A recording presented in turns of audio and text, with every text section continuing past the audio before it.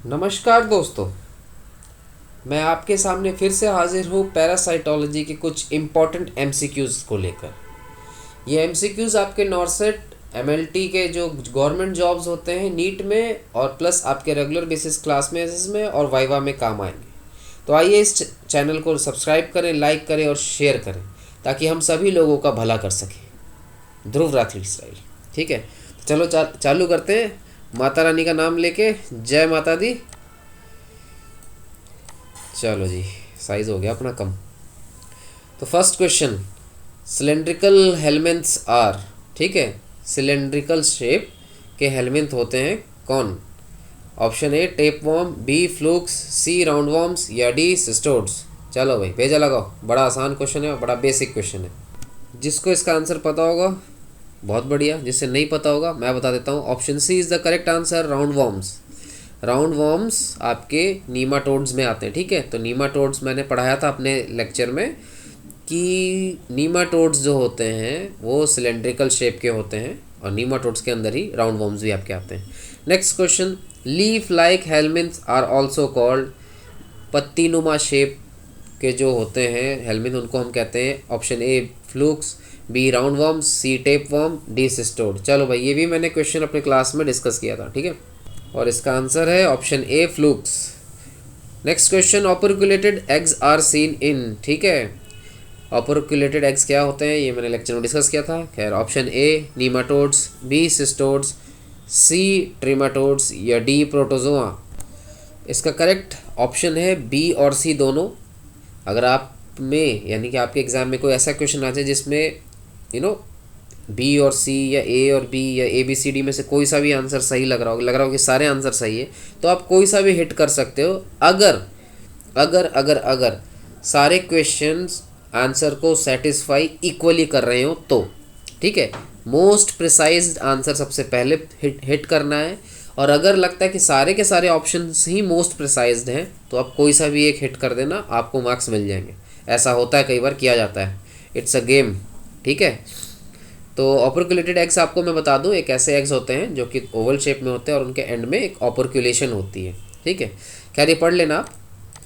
Next question, cyst with scolex and hooks is seen in, cyst जिसमें scolex और hooks होते हैं वो किस में देखे जाते हैं? A Taenia saginata, b fish tapeworm, c Echinococcus या डी हिमलिप्सिस डाइमाइन्यूटा। सही आंसर है ऑप्शन सी एकाइनोकोकस। ठीक है, next question, which of the following disease is transmitted by egg injection, यानी कि नीचे दिए गए ऑप्शनों में से, बीमारियों में से कौन सी बीमारी अंडों को निगलने से होती है? Option a taeniasis, b trichinosis, option c hydatidosis, d strongyloides. चलो भाई शुरू हो जाओ। इसका करेक्ट आंसर है ऑप्शन सी हाइडेटोसिस। ठीक है, हाइडेटोसिस। इसमें क्या होता है, केवल एग्स के इंजेक्शन से ही ये बीमारी होती है। टीनियासिस में भी एग इंजेक्शन से हो जाता है बीमारी। ठीक है, लेकिन क्या होता है, आप कभी पोक मीट या बीफ मीट खाओगे तो भी ये बीमारी हो सकती है, लेकिन फुल एंड फाइनल केवल एग इंजेक्शन से आपको हाइडेटोसिस ही हो सकता है। बच्चा ट्राइकिनोसिस और स्ट्रोंगोलाइडोसिस ये जो है आपको लार्वा फैलने से होता है। ठीक है, आपके बॉडी के अंदर अगर लार्वा घुस गए उससे होता है, अंडों से नहीं होता है। ठीक है, नेक्स्ट क्वेश्चन, सर्केरिया और infective form of, option a Schistosoma haematobium, option b Paragonimus westermani, option c Fasciola hepatica, option d Taenia solium. चलो भाई, बड़ा अच्छा और बड़ा छोटा सा क्वेश्चन है। जिन्होंने मेरी क्लास लगाई होगी उनको पता होगा कि option A he correct answer है। सिस्टासोमा हिमाटोबियम, इसी का इन्फेक्टिव फॉर्म है सर्केरिए या सर्केरिया, जो भी मर्जी बोल लो। Next question, infective form of hookworms, option a egg, option b rhabditiform larva, option c filariform larva, option d none यानी कि कोई नहीं। तो इसका सही जवाब है option c filariform larva. Next question, tapeworm is found in, tapeworm किस में मिलता है? बॉडी में, बॉडी के कौन से ऑर्गन में मिलता है? Option a stomach, option b liver, option c ileum jejunum या ऑप्शन डी सिकम। बहुत आसान क्वेश्चन है और उसका आंसर भी बहुत आसान है, ऑप्शन सी इलियम और jejunum. Next 9th question, definitive host of Taenia saginata, a man, b pig, c cattle या डी काउ। ये भी बहुत आसान है, बहुत ज़्यादा आसान क्वेश्चन दिया है और उसका आंसर भी बहुत ज़्यादा आसान है, वो है ऑप्शन ए मैन। मैन ही है इंसान, इंसान ही है टीनिया सैजिनेटा का डेफिनेटिव होस्ट और इंटरमीडिएट होस्ट है अपनी गऊ माता, cow. Next, man is both intermediate and definitive host for, बड़ा इंपॉर्टेंट क्वेश्चन है। Option a Taenia solium, option b Taenia saginata, option c D latum, option d is hominis. इसका option है b, सही answer है option b Taenia solium. बताता हूँ कैसे। वैसे आपने जनरली सबने पढ़ा होगा कि टीनिया सोलियम में आपका मैन जो होता है वो डेफिनेटिव होस्ट होता है और पिग जो होता है वो इंटरमीडिएट होस्ट होता है, सही है जनरली। बट इसमें आपने पढ़ा होगा ना ऑटो इन्फेक्शन के बारे में, जिन्होंने लेक्चर मेरा लगाया होगा, मैंने ऑटो इन्फेक्शन पे हाईली फोकस इसलिए किया गया था क्योंकि जनरली क्या होता है आपका जो सिस्टिस सर्कस, ये जो सेलुलोसे होता है, राइट, है ना, सिस्टिस सर्कस सेलुलोसे जो होता है वो इंसान जैसे इनगल्फ करता है तो इससे होता है नॉर्मल इन्फेक्शन, तब इंसान डीएच होता है। लेकिन क्या होता है जब जब इंसान एग्स को इनगल्फ कर लेता है, ऑटो इन्फेक्शन कर लेता है, ठीक है, तब इंसान खुद डीएच भी है, यानी कि डेफिनेटिव होस्ट भी खुद है और इंटरमीडिएट होस्ट भी खुद है, ठीक है। तो ऑप्शन ए सही है इसका, टीनिया सोलियम, ठीक है। 10th क्वेश्चन का man both intermediate definitive host a का है, टीनिया सोलियम का। Next question, consumption of uncooked pork is likely to cause which of the following helminthic disease. बड़ा आसान है। Option a Taenia saginata, option b Taenia solium, option c हाइड्रेटेड cyst, option d Trichuris trichiura. यानी कि अधपके यानी proper तरीके से ना पकाए हुए सूअर के मांस को खाने से क्या होता है, कौन सी हेलमिंथिक डिजीज होती है, तो ऑब्वियसली टीनिया सोलियम, यानी कि option b is the correct answer. Next question, cysticercosis is caused by, option a Taenia solium, option b Taenia saginata, option c Ancylostoma duodenale, option d Echinococcus granulosus. चलो भाई इसका answer भी मैं बता दूं, बड़ा आसान है, हमने अभी थोड़ी देर पहले डिस्कस भी किया था। Option a is the correct answer, Taenia solium. Next question, neurocysticercosis, NCC जिसे कहते हैं, फॉलोइंग आर ट्रू एक्सेप्ट, यानी कि एनसीसी के बारे में क्या नीचे गलत दिया गया है उस ऑप्शन को हमें टिक करना है, मार्क करना है। Option a not acquired by eating contaminated vegetables, option b caused by regurgitation of larva, ठीक है, option c acquired by orofaecal route, option d acquired by eating पोक।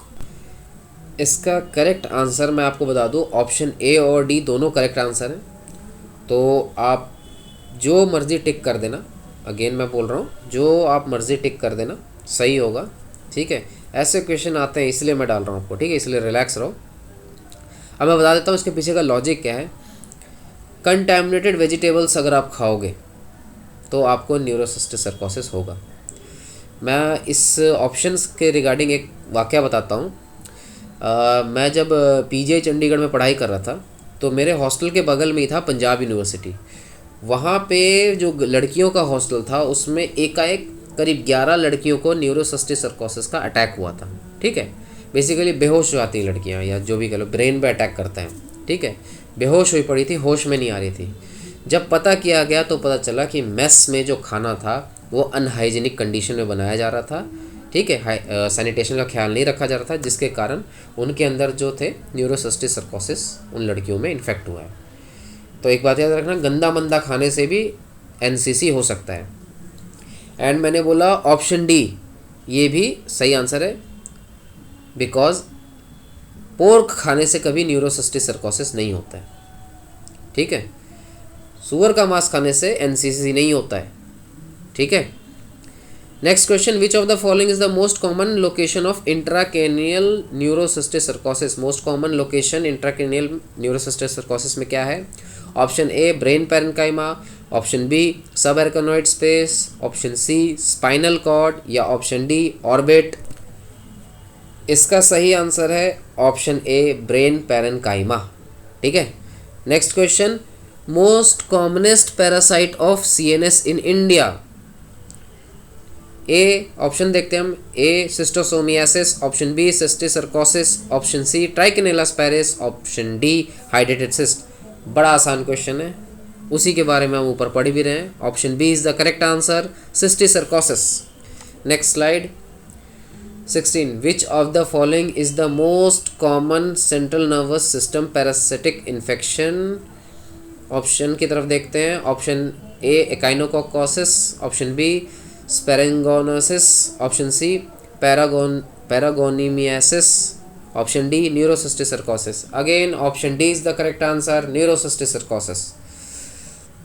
नेक्स्ट क्वेश्चन, इंटरमीडिएट और एक्सीडेंटल होस्ट ऑफ हाइड्रेटेड disease. ये कल ही जिसने मेरी class लगी हुई उसको याद आ गया होगा कि ये मैंने कल भी डिस्कस किया था। खैर ऑप्शन की तरफ हम बढ़ते हैं। Option A is man, B dog, C cat, D fox. Again option A is the correct answer, man. Man जो है इंटरमीडिएट होस्ट या फिर कह लो एक्सीडेंटल होस्ट हाइड्रेटेड डिजीज़ में होता है। ठीक है, इंटरमीडिएट होस्ट हम जस्ट कह देते हैं उसे, बट मोस्टली ये एक्सीडेंटल होता है क्योंकि ये बीमारी कुत्तों से आती है इंसान में, और ना इंसान कुत्तों को खाता है ना कुत्ता इंसान को खाता है, अनटिल अनलेस मरा हुआ ना मिले तो। Next question, most common site of हाइड्रेटेड cyst. A lung, b liver, c brain, d kidney.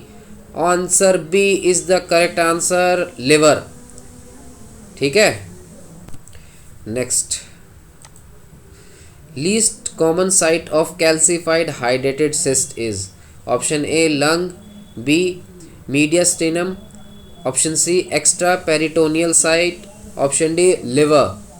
तो ऑप्शन ए करेक्ट आंसर है, लंग। ठीक है। Next question, the following infection resembles malignancy. Option A एकाइनोकोकस ग्रैनुलोसिस, option b Echinococcus multilocularis, option e Echinococcus vogeli, option d Echinococcus oligarthrus. इसीलिए मैंने जब एकाइनोकोकस की class ले रहा था ना, तो ग्रैनुलोसिस के बजाय मैंने एक दो और स्पीशीज़ के नाम बताए थे कि आपको एटलीस्ट पता हो, और उस टाइम मैंने ये पॉइंट डिस्कस भी किया था।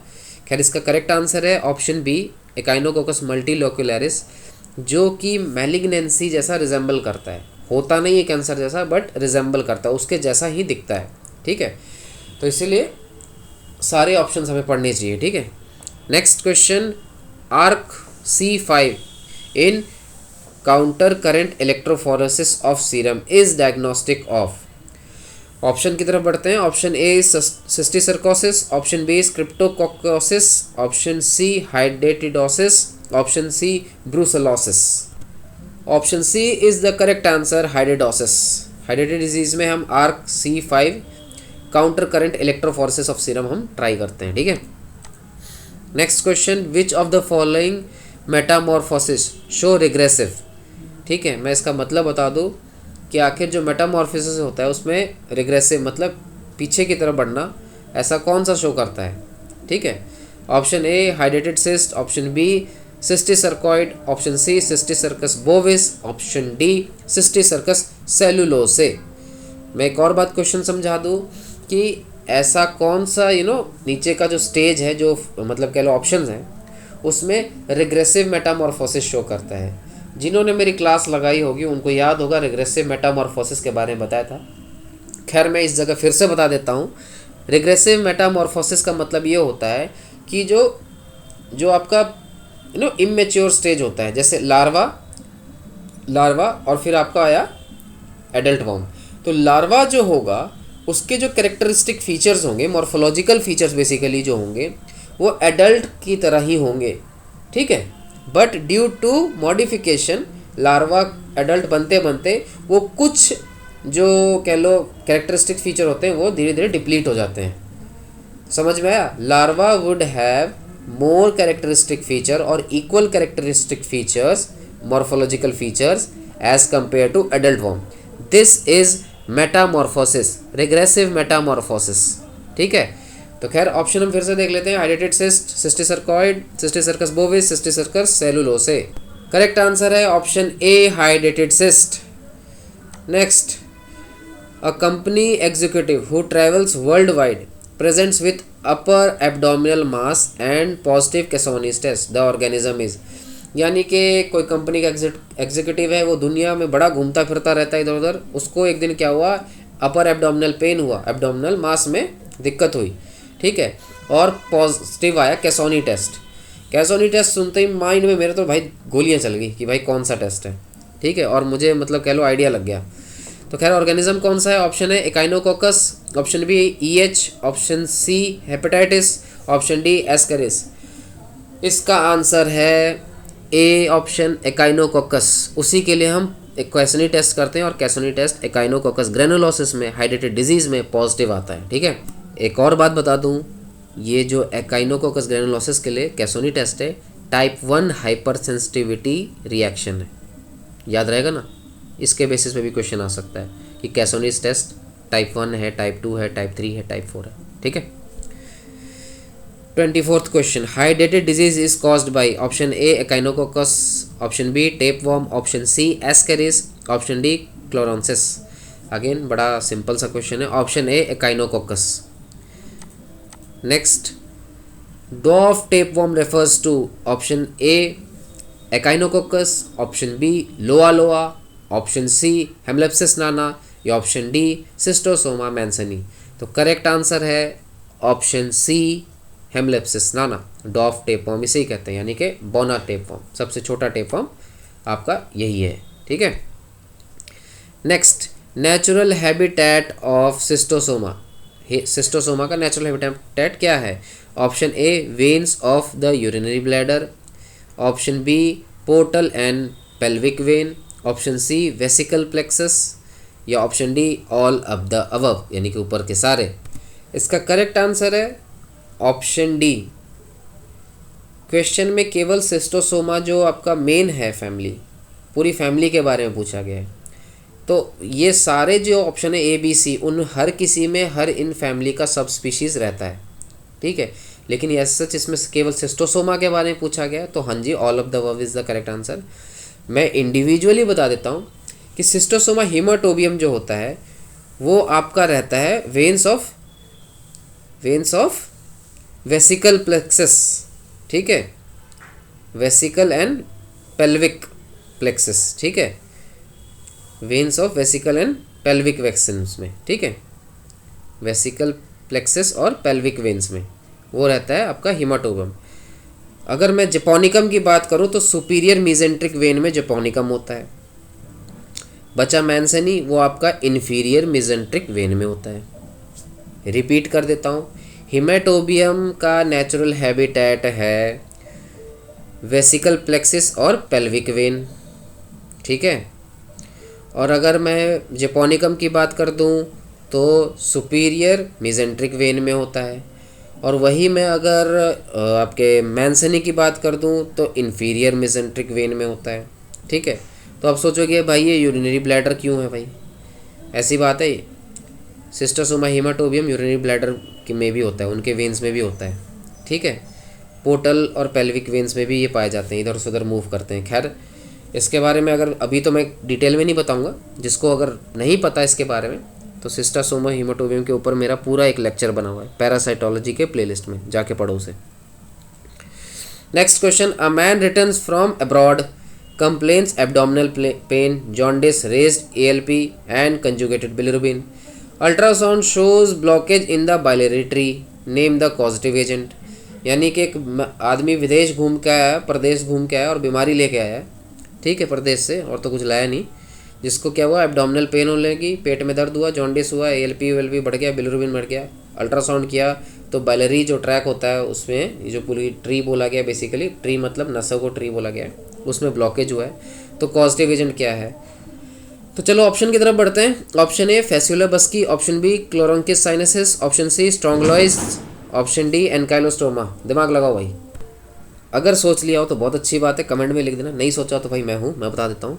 Option B is the correct answer, clonorchis sinensis. क्यों, मैं एक बात बताता हूँ, यही एक ऐसा पैरासाइट है जो कि जॉन्डिस जैसे कंडीशन रेस कर सकता है मैक्सिमम टाइम। इसका एक क्लिनिकल कह लो कैरेक्टरिस्टिक है कि ये घुसेगा तो भाई जॉन्डिस क्रिएट कर देगा, आपका बिलिरुबिन छेड़ देगा, ठीक है, आपको जो देखो जो ऑप्शन में जॉन्डिस बोला गया, ये करेगा ही करेगा। तो तो याद रखना, अगर कोई पैरासाइट पूछ दे कि जॉन्डिस कर रहा है तो भाई अगर ऑप्शन में क्लोरोंसिस है ठोक के मारो उसे। Next, only ovoviviparous parasite, option A ascaris, B strongyloides, option C enterobius, option D ancylostoma. जिसे पता है मारो ठोको इसे। ओवो विविपेरस मतलब अंडे भी देते हैं बच्चे भी देते हैं, अंडा पेट में होता है, हैच आउट होता है, बच्चा निकल जाता है, ठीक है उसका। चलो खैर ऑप्शन बताओ कौन सा सही है। वैसे इसका करेक्ट आंसर है ऑप्शन बी स्ट्रोंगलॉइड्स, यही है केवल जो कि ओवो विविपेरस है। स्ट्रोंगलॉइड्स क्या है, हेलमिंथ है, ट्रिमेटोड्स हैं, फ्लूक्स हैं, क्या है जो भी है, टेपवर्म है, राउंडवर्म जो है, जिन्हें पता होगा वो ऑप्शन में कमेंट डाउन कर देना, ठीक है। वैसे कोई करता तो है नहीं। Next question, terminal spined eggs are seen in, ठीक है, यानी कि स्पाइन एग्स, जिसका जो स्पाइन कह लो तीखापन जो होता है वो अंडों का, जिनका बिल्कुल किनारे में होता है, कोने में होता है, एंड में होता है, वो किस में देखा जाता है, किसके अंडों में देखा जाता है। Option A schistosoma haematobium, option B schistosoma mansoni, option C japonicum, option C clonorchis sinensis. बड़ा अच्छा क्वेश्चन है, बड़ा आंसर है अच्छा है उसका, ऑप्शन ए सिस्टोसोमा हिमाटोबियम। इसके जो एग्स होते हैं उसके टर्मिनल स्पाइन्ड होते हैं, ठीक है। Next question, name the Chinese liver fluke, मैंने अपनी क्लास में बताया था ये। Option A trichinella spiralis, option B opisthorchis, option C clonorchis sinensis, option D schistosoma haematobium. इसका करेक्ट आंसर है ऑप्शन सी क्लोरोंसिस साइनेसिस। इसको चाइनीज़ लिवर फ्लूक भी कहते हैं, ठीक है। लीवर आया ना बीच में, लीवर, इसीलिए जॉन्डिस करता है। सो बहुत बहुत धन्यवाद, आप यहाँ तक पहुँचे, ठीक है।